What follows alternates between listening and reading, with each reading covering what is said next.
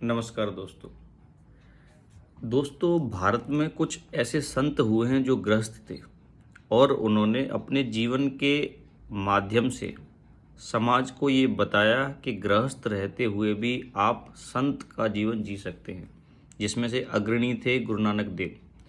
ऐसे ही एक गृहस्थ संत थे संत कवि तिरुवल्लुवर। ये दक्षिण भारत के संत थे। एक बार इनके घर पर किसी और संत का आना हुआ और बातचीत से संत तिरुवल्लुवर को ये आभास हुआ कि दूसरे संत समझ रहे हैं कि ये किस प्रकार के संत हैं जिन्होंने संन्यास जीवन ग्रहण ही नहीं किया, जिन्होंने विवाह कर लिया। फिर जब संत तिरुवल्लुवर और उनके अतिथि भोजन के लिए बैठे, उस दौरान संत तिरुवल्लुवर ने जोर से आवाज़ लगाई, अपनी पत्नी को बुलाया और बोला कि देखो कि ये भोजन कितना गर्म है, आप इसको ठंडा करो, इसको पंखा करके इसको ठंडा कीजिए।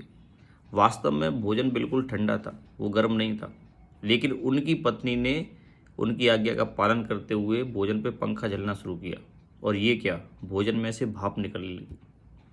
जब संत तिरुवल्लुवर ने उनकी पत्नी को बुलाया, वो घर के पीछे पानी भर रही थी और कहानी कहती है कि जैसे वो पानी की बाल्टी ऊपर आ रही थी, जैसे ही उनके कानों में संत तिरुवल्लुवर यानी उनके पति की आवाज़ पड़ी, वो उसी अवस्था में पानी की बाल्टी को छोड़कर अपने पति की आज्ञा का पालन करने के लिए आ गई और वो बाल्टी यथावत वहीं टंगी रही, नीचे नहीं गिरी।